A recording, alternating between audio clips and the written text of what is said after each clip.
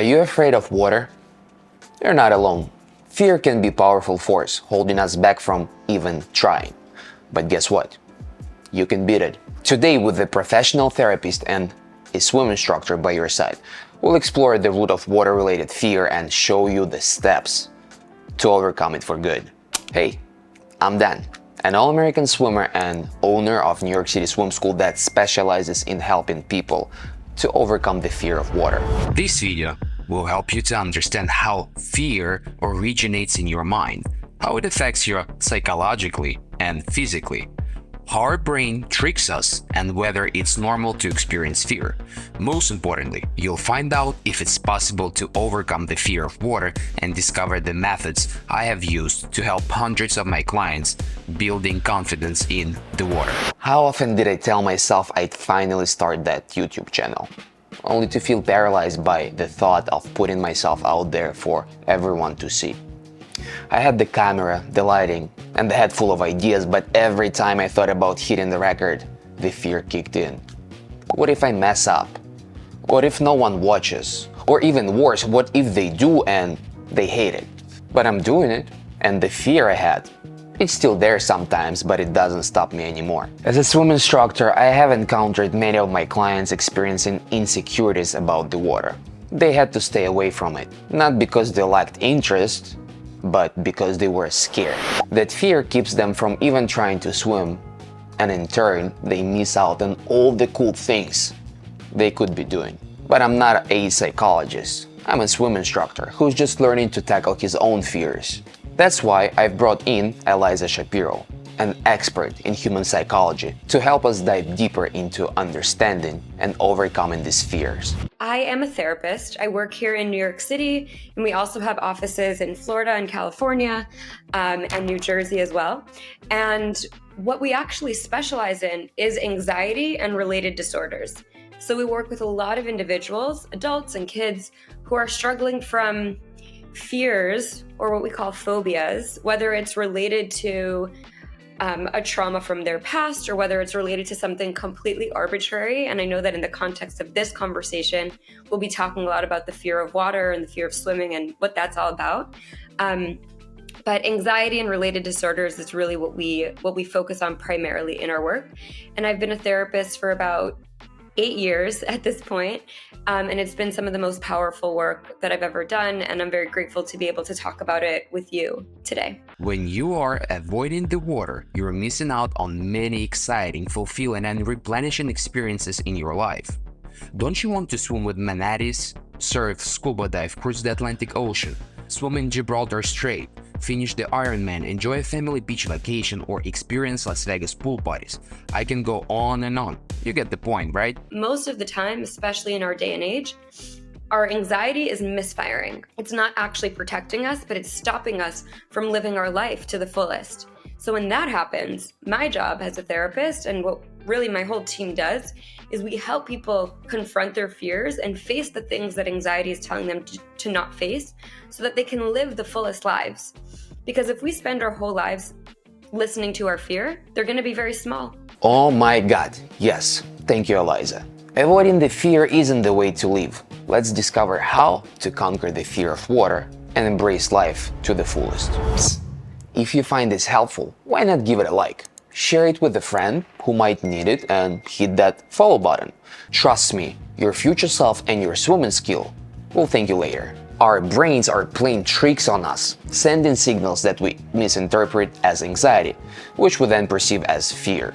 Let's find out the origin of fear. American psychologist William James labeled fear as a basic instinct and one of 7 most powerful emotions. The old phrase Sigmund Freud believed that fear is an affective state of anticipating a threat.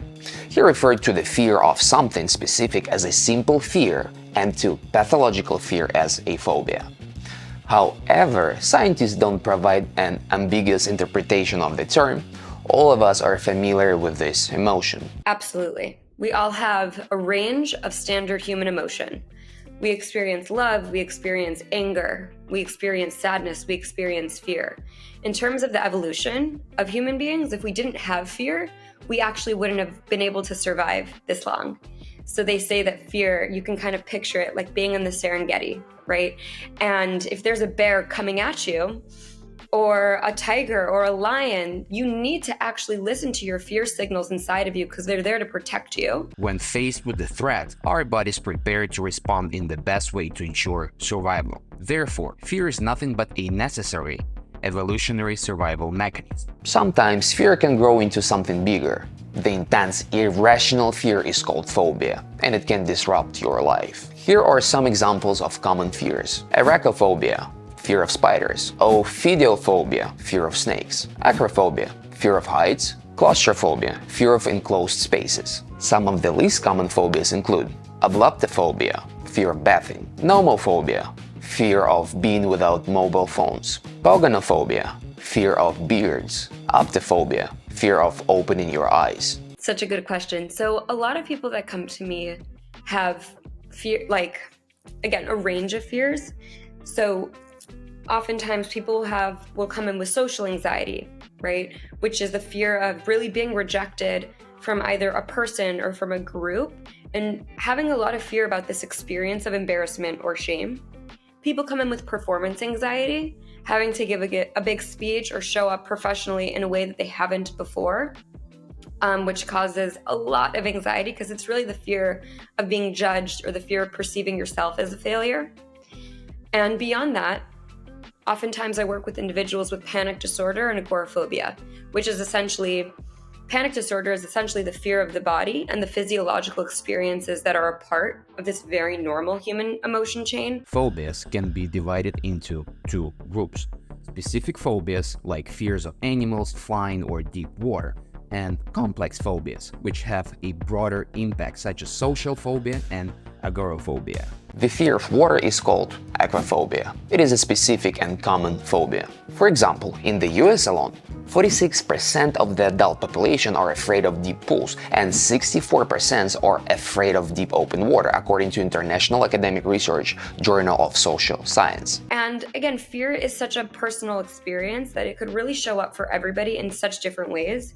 And it's almost not about how it shows up specifically. Somebody could be afraid of the water, somebody could be afraid of leaving their house. The bottom line is that they have a fear and they're not sure they believe in themselves to confront it.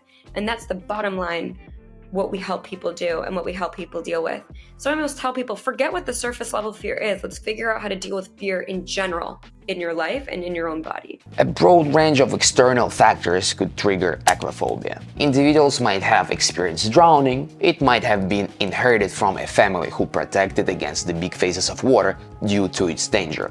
You can develop a fear by seeing someone else react with fear. Let's not forget about cultural influences. Pop culture movies like Jaws or Titanic could also play the role of causing fear. There's a big debate about this in the world of psychology. As a behavior therapist, my theory is that you don't actually need to know what the exact root of the fear is. You need to know how it's showing up for you right here, right now.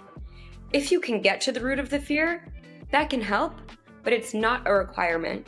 Your body is showing you how the fear is still living inside of it today and every day.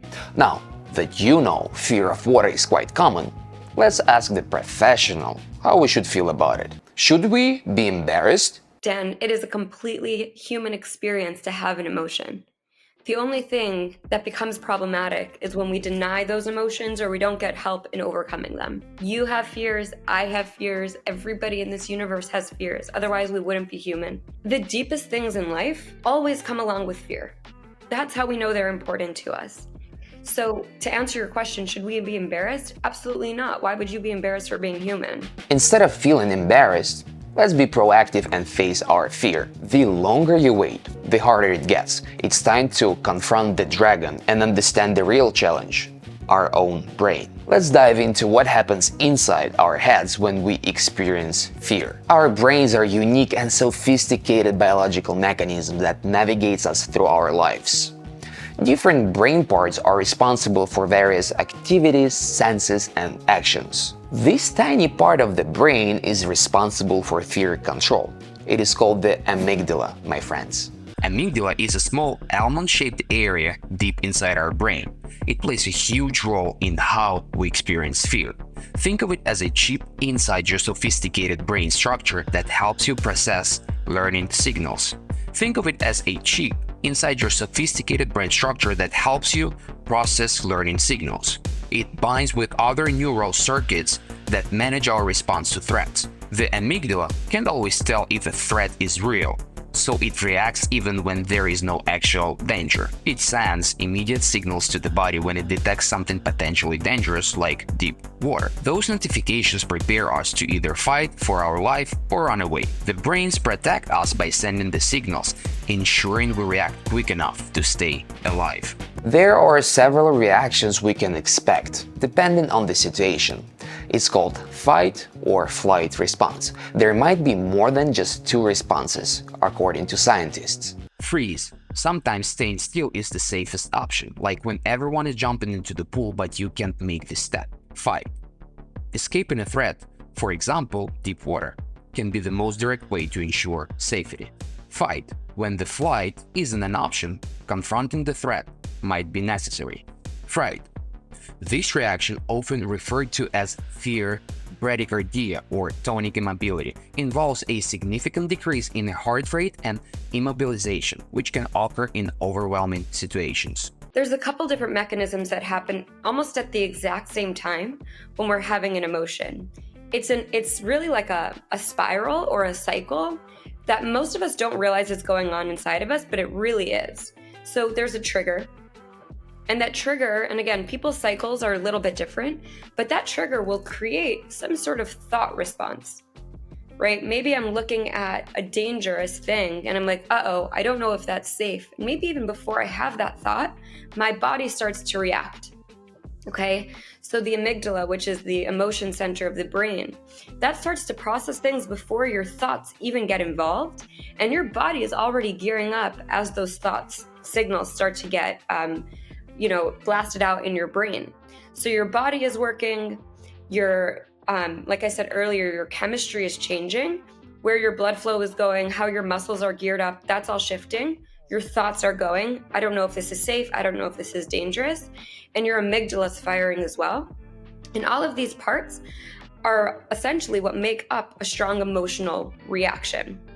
So we have our thoughts, we have our chemistry, we have our emotional state, and we have our body, and all of these things are kind of happening all at once at play within any sort of strong emotional experience. When your brain command center, the amygdala, sends out a danger signal, your body reacts in certain ways. Here are some common responses you might experience when you're scared. Increased heart rate, rapid breathing, sweating, tensed muscles, dilated pupils, dry mouth, shaking, chills, or goosebumps. Do you notice any of these symptoms when trying to swim? Well, now you understand why your body reacts this way. Your brain notifies you about upcoming threats and turns on the survival mode. At this point, the fight or flight response is turning on. Unfortunately, neither response is the best condition for learning to swim. Increased heart rate and rapid breathing hinder your ability to control breathing in the water. Tense muscles and locked joints restrict your mobility and diminish your natural buoyancy. Well, at least dry mouth and shaking are not a problem, since you can drink the water from the pool and continue shaking. Just kidding. Don't drink the water from the pool, unless you like the taste of chlorine. There are situations when a regular fear can grow into a pathological, irrational condition that disrupts your daily life. It can evolve into a phobia. A phobia is a much bigger than just a normal fear. It's an ongoing, unreasonable fear of something specific that is not dangerous most of the time. For most people, it's normal to feel cautious around deep water or experience mild fear when they can't touch the bottom while swimming. But for some with aquaphobia, even looking at filled bathtub can trigger intense fear. This goes beyond just being cautious.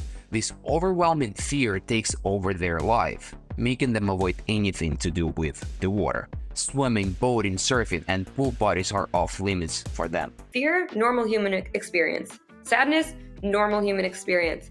The disorder is when it turns into depression or a phobia or something else of that nature, that we, of course, have like specific diagnostic criteria that somebody needs to fulfill in order to be diagnosed with that.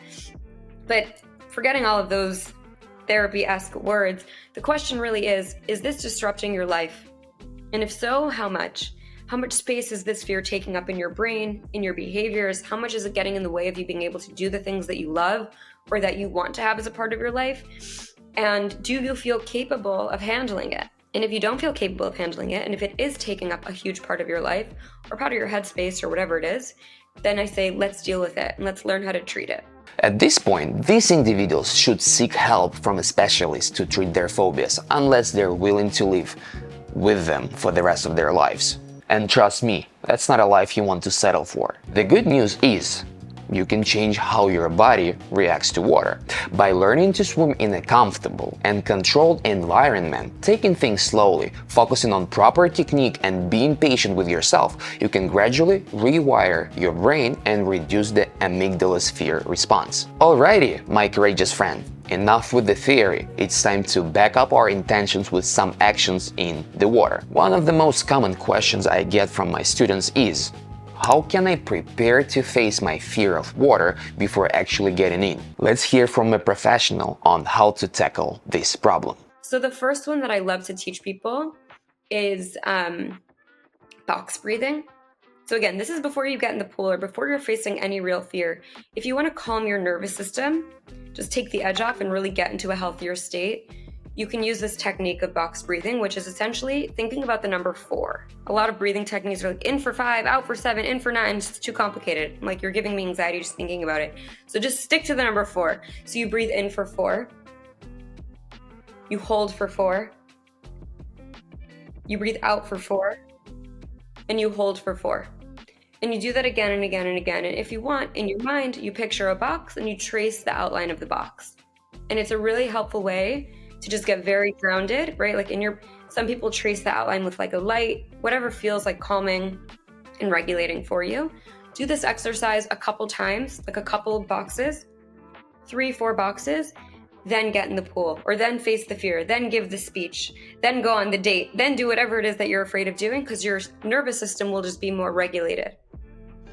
You'll be more in rest and relax versus fight or flight. So now it's a different technique. And essentially what you want to think about 2 things only. And the first is slowing down your breath. Doesn't matter how fast it's going, doesn't matter the numbers, just slow it down. Whatever pace you're at, slow it down a little bit. And the other thing is that if you're breathing from your chest, you're going to increase your anxiety. If you're breathing, you can't see my stomach, but my other hand is on my diaphragm. If you're breathing from your belly, from your stomach, you will increase your capacity to be in the rest and relax mode instead of your fight and flight mode. So this is something that you can do on the fly. You can do this while you're talking to the girl. You can do this while you're ordering her a drink. You could do this while you're swimming, right? Slow down the breath, breathe from the belly. Those 2 things will actually change your internal nervous system pretty rapidly too. And they're things that you can do all the time without thinking too hard. The battle for overcoming the fear starts with choosing the proper battlefield. Learn to swim in a safe, controlled setting like a pool with lifeguards. Begin in the shallow end during the quieter times to avoid distractions. Avoid crowded public pools, especially on weekends and during the summertime. Initially, steer clear of oceans, lakes, and rivers to ensure safety while making your first swimming attempts. The best way to confront your fear is to learn with gradual exposure. When you tackle one little task at a time, if you don't feel comfortable moving to the next one, take your time and feel more confidence before moving forward with a new skill. Here's a step-by-step guide I use to help my clients. Submerge your chest and shoulders in the water and extend your arms in front. Turn your palms outwards and use them along with your forearms to push the water away. Bend your elbows and bring your hands towards your torso. With your palms together, slice the water in front of you until your hands return to the starting position. Repeat the motion, making sure you feel the resistance of the water as you move your hands through it. Inhale through your mouth exclusively. Exhale through either your nose or your mouth. It's crucial to learn to exhale both with your nose and mouth.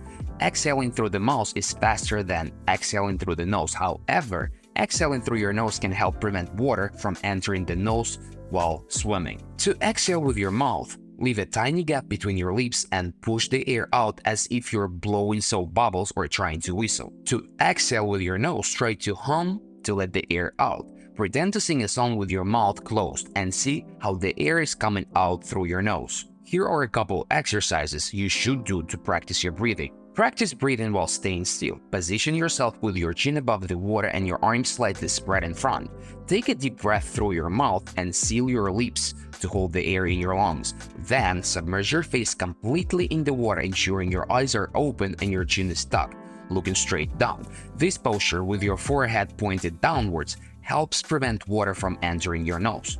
Exhale by blowing the bubbles through your nose or mouth, releasing most of the air from your lungs before surfacing for the next breath. Once you get comfortable with this drill, move on and start walking while performing the same technique. Inhale and put your face in the water while looking down. Make a few steps and blow the bubbles. Come up and make a single inhale.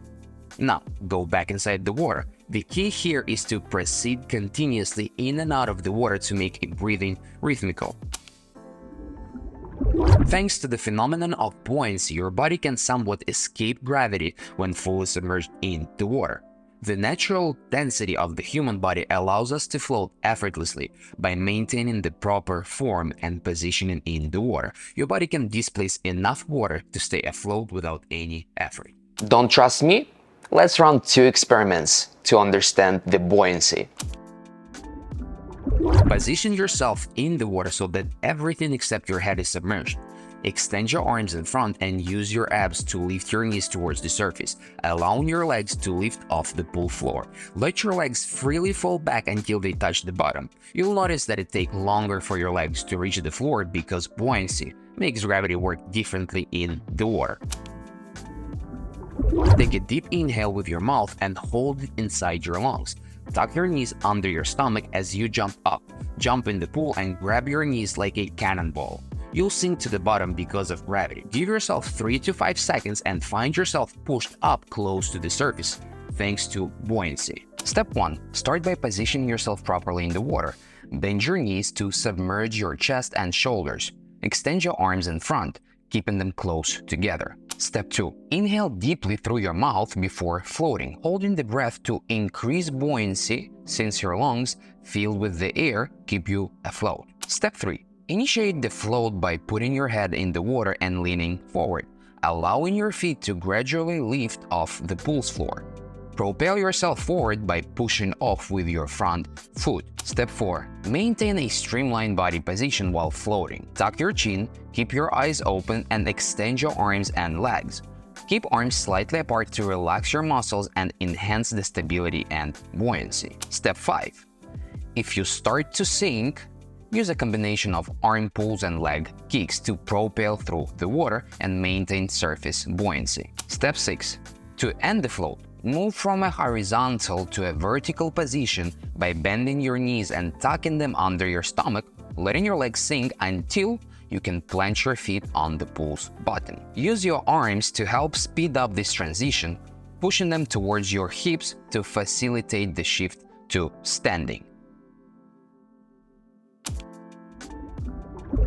The flutter kicks are produced with both legs moving up and down one at a time.